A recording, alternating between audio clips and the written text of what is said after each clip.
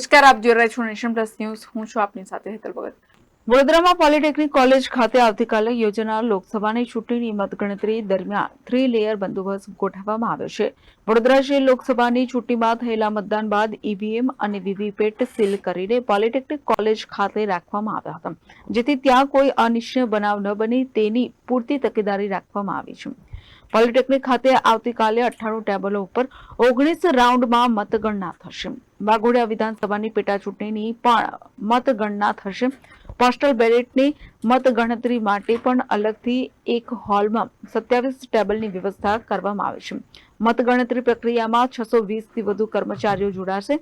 Postal ballot માટે 120 જેટલા કર્મીઓ ફરજ બજાવશે. પોલિટેકનિક કોલેજ ખાતે મતગણના દિવસે 750 પોલીસ જવાનોનું ત્રિસ્તરીય સુરક્ષા કવચ ગોઠવવામાં આવ્યું છે.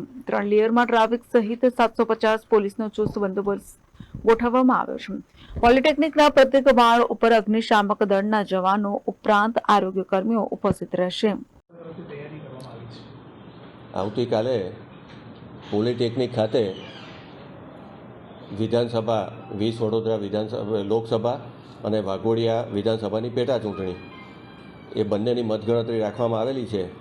અને એના અનુસંધાને જે ચૂંટણી પંચની ગાઈડલાઇન છે એ પ્રમાણે જે પણ પ્રિમાઇસીસ અને કેમ્પસ હોય, કેમ્પસથી 100 મીટર રસ્તાની બંને બાજુ જાહેર જનતાની અવર જવરને નિયંત્રિત કરવાની થાય છે. એટલે વહેલી સવારથી જ એ કોર્ડન કરી અને બંને બાજુ રોડની બંને બાજુ 100 મીટરના અંતરે કોર્ડન કરી દેવામાં આવશે. અને જેને પોલિટેકનિકમાં ચૂંટણી માટે ઇલેક્શન એજન્ટ, કાઉન્ટિંગ એજન્ટ અને ઉમેદવાર અને જે ચૂંટણીની કામ ફરજમાં જે હશે એ લોકોને ત્યાં અંદર આવવા જવા દેવામાં આવશે. બીજું 3 લેયર સિક્યુરિટી, એટલે પહેલું લેયર કેમ્પસથી 100 મીટર બંને બાજુ, બીજું કેમ્પસ ઉપર પણ પોલીસ તૈનાત કરવામાં આવશે એના ગેટ ઉપર. એ સિવાય જે બિલ્ડિંગનો જે ગેટ છે ત્યાં પણ સ્ટેટ રિઝર્વ પોલીસ ફોર્સ જે છે અને સ્ટેટ આર્મ પોલીસ ફોર્સ છે એની સિક્યુરિટી રાખવામાં આવશે. એ ઉપરાંત બિલ્ડિંગની અંદર સ્ટ્રોંગ રૂમ અને કાઉન્ટિંગ હોલ જે છે ત્યાં CAPFના જવાનો તૈનાત કરવામાં આવશે. એ સિવાય દરેક ફ્લોર ઉપર ફાયરની ટીમ અને મેડિકલ ટીમ એ બંને ઇમરજન્સી માટે ગ્રાઉન્ડ ફ્લોર, ફર્સ્ટ ફ્લોર અને સેકન્ડ ફ્લોર 3 ફ્લોર ઉપર આ કાઉન્ટિંગ થઈ રહ્યું છે. તો 3 ફ્લોર ઉપર ફાયર અને મેડિકલની ઇમરજન્સી ટીમને પણ રાખવામાં આવશે. બિલ્ડિંગની બહાર એક 108 એમ્બ્યુલન્સ પણ ઇમરજન્સી સુવિધા માટે રાખવામાં આવેલી છે. એ સિવાય જે સ્ટ્રોંગ રૂમ અને સીલિંગને એની બધી જે કાર્યવાહી કરવાની છે એના માટે પણ પૂરતી સ્પેસ અમે ઉપલબ્ધ કરાવેલી છે.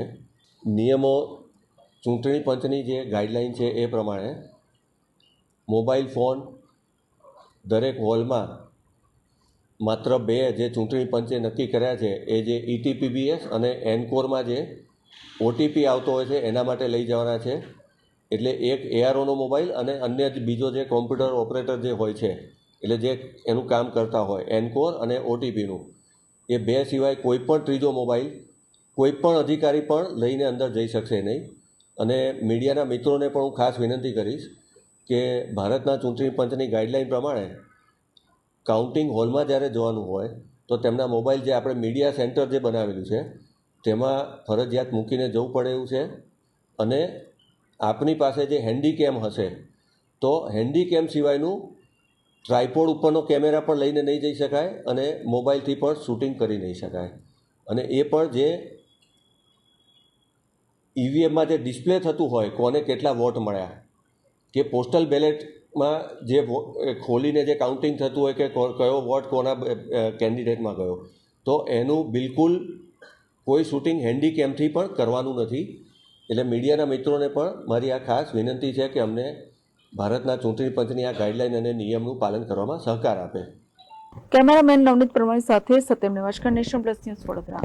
સમાચારોના સતત અપડેટ મેળવવા માટે અમારી નેશન પ્લસ ન્યૂઝની યુટ્યુબ ચેનલને સબસ્ક્રાઇબ કરો, બેલ આઇકન દબાવો અને જોડાયેલા રહો ફેસબુક, ઇન્સ્ટાગ્રામ અને ટ્વિટર પર.